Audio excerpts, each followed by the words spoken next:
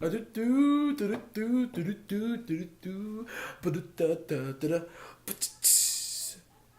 morning, faithful listeners, and welcome to another edition of Mike and Con. As always, I'm Connor, your trusty steed, alongside my co-host, Mike. Slow down there, partner. You may want to think deeply before making a life-changing decision like the main characters in today's novel. What novel are we covering today? Well, we are covering a sad story today that highlights the emotional and mental impacts of slavery on newly freed enslaved people.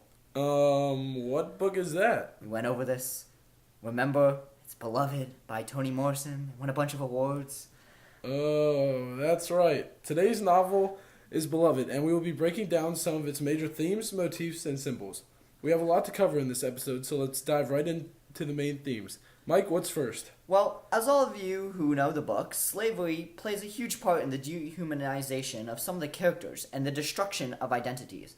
The mental effects of being a slave and the constant abuse is detrimental to Paul D., Baby Suggs, and Sethe. Sethe goes as far as being compared to an animal for killing her children when schoolteacher and slave catchers come to try to take them away from her. She loses all sense of the human bond between mother and child in that moment. Slavery was so bad that she would kill her children over it. In addition to the dehumanization of slaves, especially Sethe, we see the use of religion as a tool which brings the community of slaves together and creates a buffer around the foreshadowing hardships a runaway slave may face. As we know, Baby Suggs is a strong believer of the Lord. This allows the tenants in 124 and around the community to be comfortable and feel secure for the time being. Throughout the novel, we see many biblical allusions. These help the reader acknowledge the way and the passion in which the ex-slaves lived their lives. Alright, nicely done, Connor. Alright, let's move this chat over the mountain of motifs. Like that alliteration there, Connor?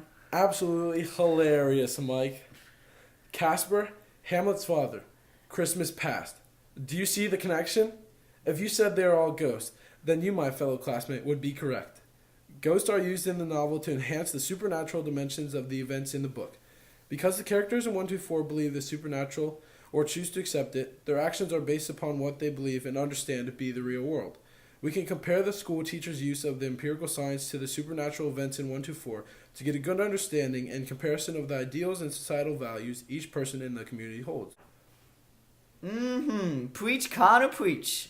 Speaking of preaching, another motif is the countless number of biblical allusions found in the book. I already mentioned the biblical allusion of baptism when Beloved arises from the water, but there are so much more. The exodus of slaves being freed from the internment camp is like the biblical story of the Jews fleeing from Egypt. The allusion to Christ's death and resurrection is similar to when Beloved was sacrificed for the greater good and then came back from the dead. Now let's move on to our favorite symbols. Alright, Connor, what do you want to start with?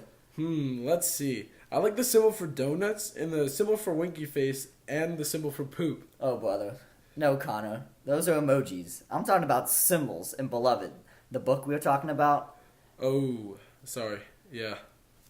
Yes, let's start this trip down the river with water. Ah, yes.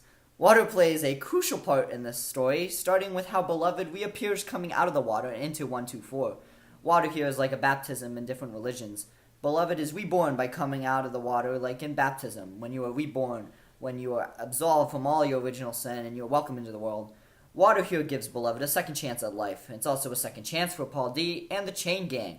The massive rainstorm causes the dirt around their cages to turn to mud. It starts to fill up their cages so they all either have to work together or escape, because they are all chained in one.